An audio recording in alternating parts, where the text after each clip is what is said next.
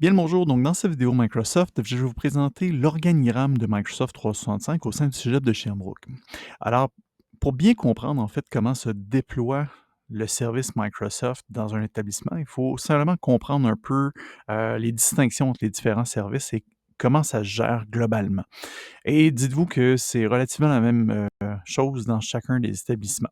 Alors, un SharePoint, en fait, c'est un espace. C'est un espace de stockage, mais un espace de gestion, hein, donc c'est un environnement numérique, infonuagique, qui est clos. C'est un vase clos et de là, justement, la petite image de nos fameux, simili pots maçons. Bref, des petits pots fermés hermétiquement parce que c'est ça un SharePoint. Un SharePoint, c'est un pot hermétique qui est généralement fermé. Lorsqu'on veut que ça communique ensemble, lorsqu'on veut faire communiquer le contenu entre 2 contenants hermétique, ben, on doit créer des ponts.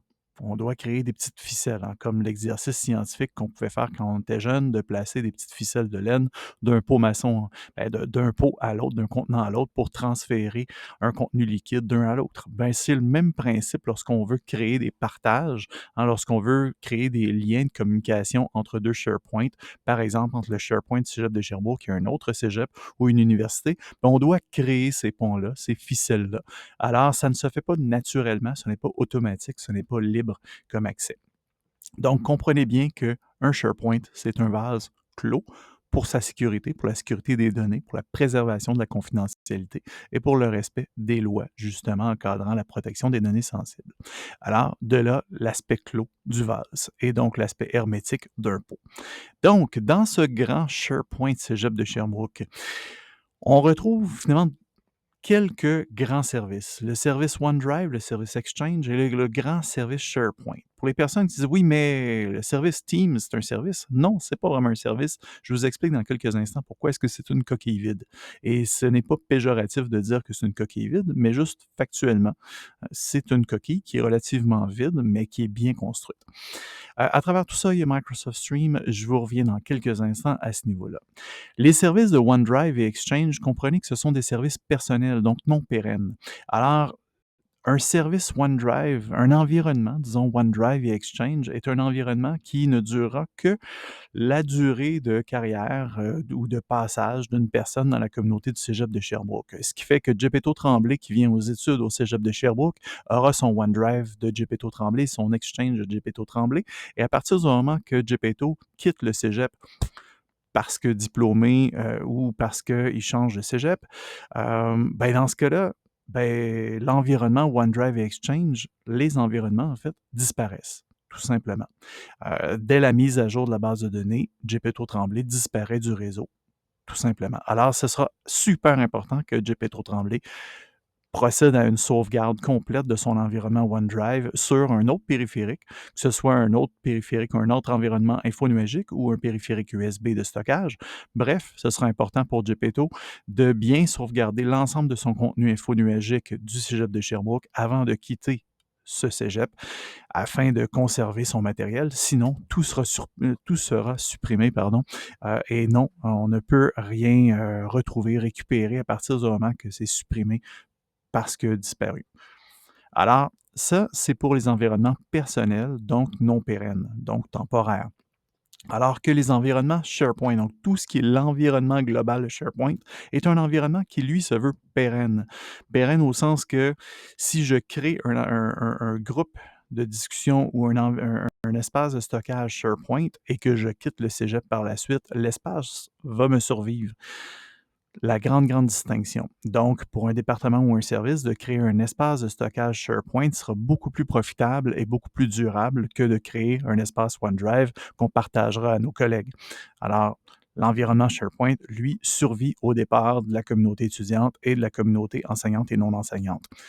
Voilà qui est ça.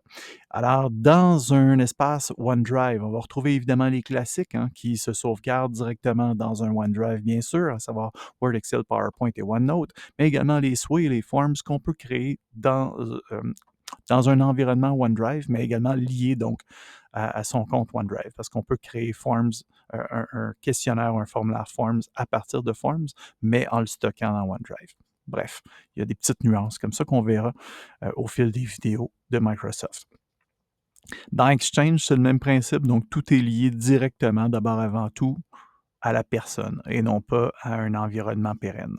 Alors que dans SharePoint, ben, en fait, dans un environnement SharePoint, on est quand même capable également de créer les classiques Word, Excel, PowerPoint et OneNote et on est également capable de créer les autres éléments, comme entre autres un form sans problème directement dans SharePoint. Mais comprenons que Microsoft Teams, je vous disais tantôt que c'est une coquille vide, pour la simple bonne raison que Microsoft Teams vient inclure ou intégrer de manière très, très bien faite. Hein, on s'entend que c'est très bien ficelé, très bien programmé, mais donc Teams vient intégrer très efficacement l'ensemble des outils Microsoft. Et lorsqu'on commence à disséquer Teams, on réalise que dans Teams, il y a très, très peu de choses, sinon tout le reste de Microsoft. Alors, c'est pour ça que généralement, je résume Microsoft Teams comme étant une coquille vide, pour la simple bonne raison que c'est une très belle coquille qui intègre très efficacement l'ensemble des autres outils Microsoft. Donc, voilà. Microsoft Stream. Euh, on l'a placé dans le haut, pardon, je dis on parce qu'il s'agit en fait d'un organigramme qu'on a conçu, ma collègue Judith Baudouin et moi-même. Donc, on a placé Microsoft Stream un petit peu à l'écart, non pas parce qu'il n'est pas important, mais parce que Stream, c'est finalement une espèce d'outil multimédia. Il a évolué. Donc, au fil des années, il est devenu vraiment une espèce d'outil multimédia qui vient intégrer ou qui vient en fait reconnaître l'ensemble du matériel audiovisuel qui se retrouve à différents endroits, hein. Donc, que vous stockiez sur OneDrive ou SharePoint du matériel, dès que vous y avez accès, il le reconnaîtra et le présentera. Donc, lorsque vous ouvrez Stream, il vous présente l'ensemble du matériel audiovisuel auquel vous avez accès. Et vous aurez la possibilité donc de voir où se trouve chacun des éléments auxquels vous avez accès, mais globalement, vous retrouvez tout votre matériel audiovisuel dans Microsoft Stream en un clin d'œil. Donc, voilà pourquoi il est un petit peu à l'écart, mais il demeure très macro, justement. Alors voilà, c'est essentiellement ça l'organigramme. Lorsqu'on réussit à comprendre justement comment se déploie le tout, on réussit à mieux gérer son environnement et mieux choisir. Par exemple, est-ce que je veux créer un espace OneDrive? En fait, est-ce que je veux créer un espace dans mon OneDrive ou est-ce que je suis mieux de créer un espace, un groupe ou un stockage SharePoint plutôt pour que ce soit pérenne et plus efficacement partagé. Bref, le comprendre, c'est mieux l'exploiter.